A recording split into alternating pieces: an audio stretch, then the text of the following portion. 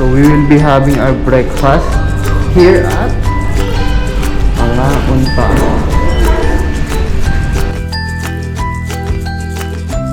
Magbe-breakfast muna kami dito sa Mga Unta, which is part of our free breakfast in Modala.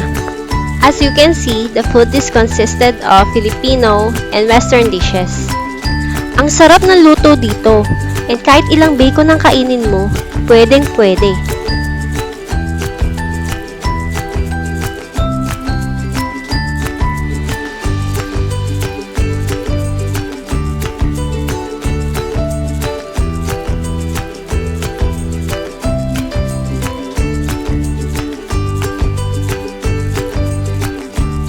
Mas mapapasarap ang kain mo dahil kitang-kita mo ang dagat habang kumakain.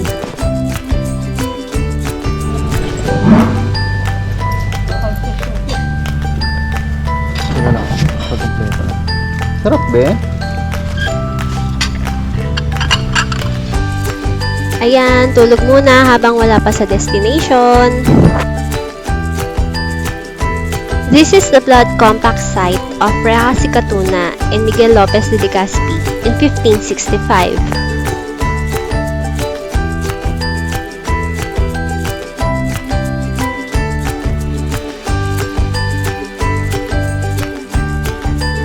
This is the Bohol Chocolate Hills viewing site. As you can see, you have to climb a lot of stairs to get to the vantage point to get the most beautiful pictures of the Bohol Chocolate Hills.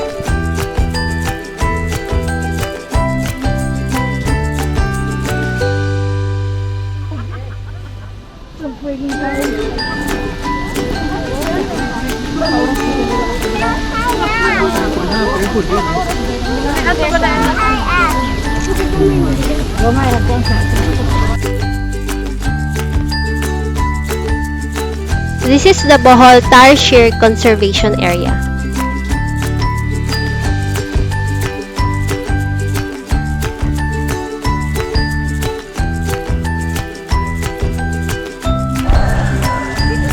Hindi mo na.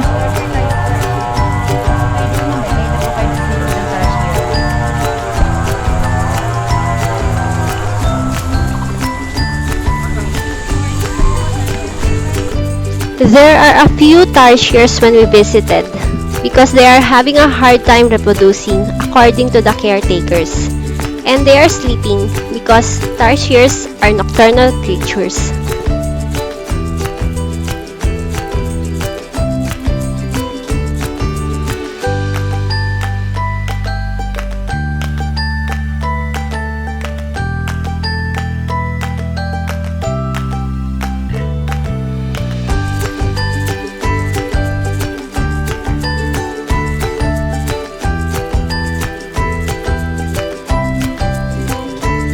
This is the Bohol man-made forest. As you can see, it was not that destroyed since the Typhoon Odette occurred.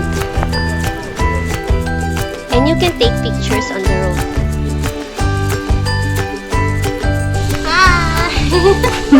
Apana!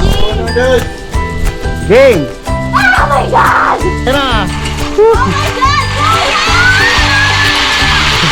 This is the Lobock River Park ZIPLINE.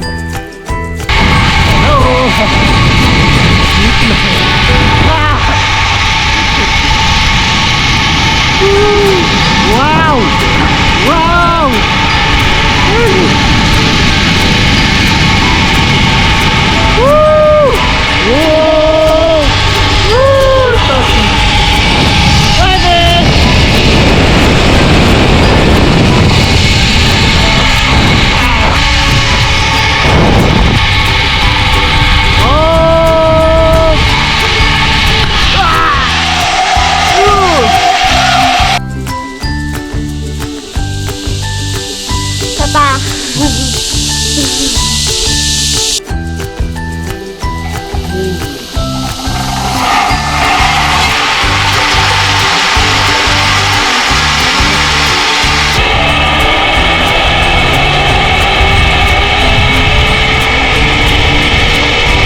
The Lobock River is blue-green when it's not raining, but since it's raining, it's brown.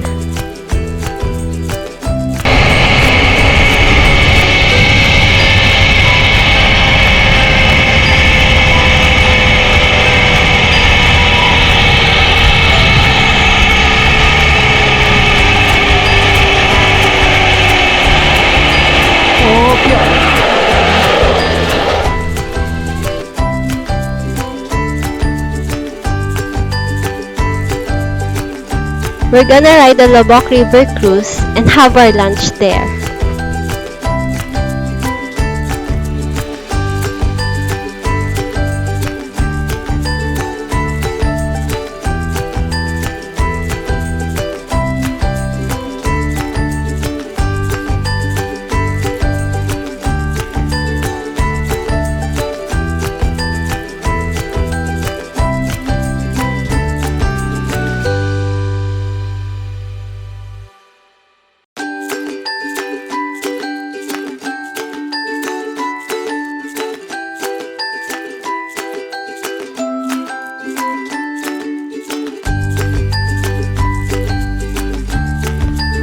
The Lobock River Cruise Buffet is eat all you can. The menu consists of seafood, chicken, and meats, and you can eat as much as you can.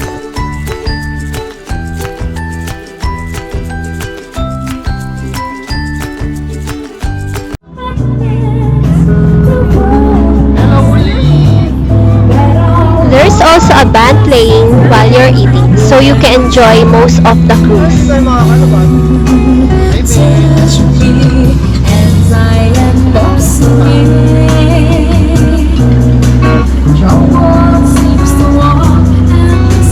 Ayun no, busy ako maghimay ng crabs.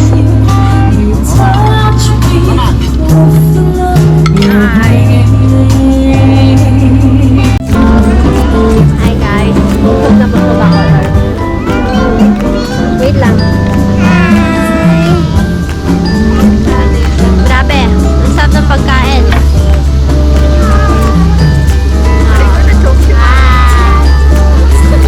Now it's time to enjoy the cruise. Kaso, hindi na siya blue-green, kulay brown. Kasi umulan. Pero maganda pa.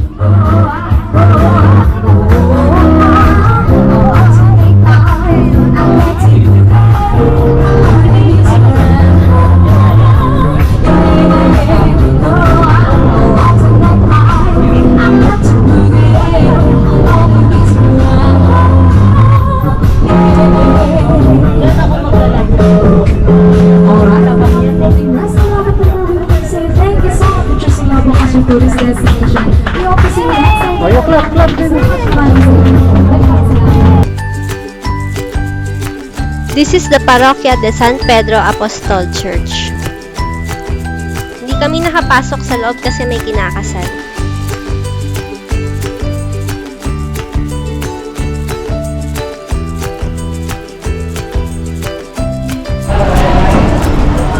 This is the Python Sanctuary. As you can see, they previously have one big python, but it's now dead. And it's now replaced with 3 more bigger pythons.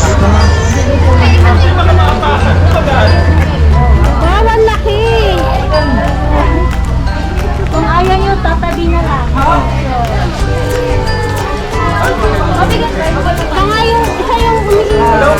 The pythons have been fed before being shown to the public, so it's safe to touch them. Maliit kasi magbabalag pa. Hawakan na lang. Ayan, hawak lang. Yung pagpa.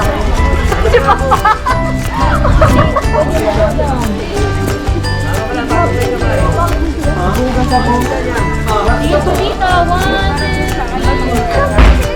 Hawak na lang. Isa pa po. 1, 2, 3. Okay.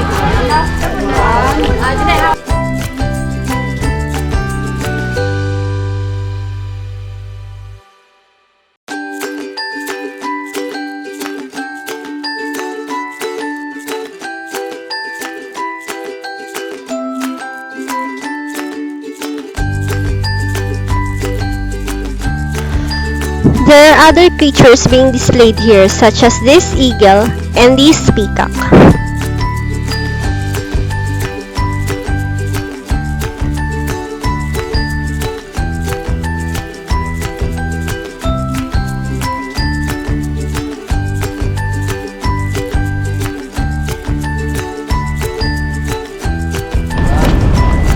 This is the BACKLAYON Church. Ito po ang pangalawa po dun sa pinakamatandang simbahan dito sa Pilipinas, ma'am. Pinakamatanda? Pangalawa po dyan. Ito po yun. Ma'am. Ito po yun, sa loob niya.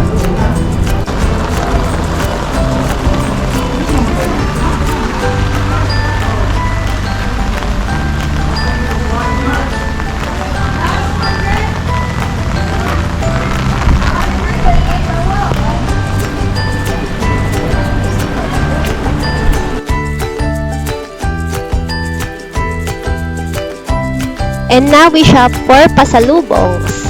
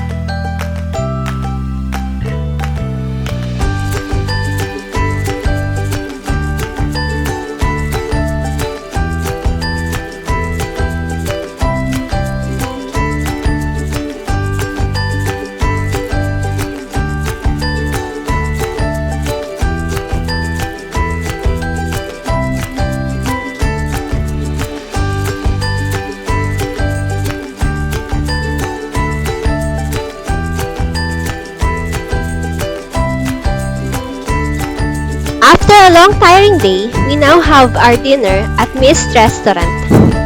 Check out the next video for our tour and food review of Mist Restaurant. Please like and subscribe!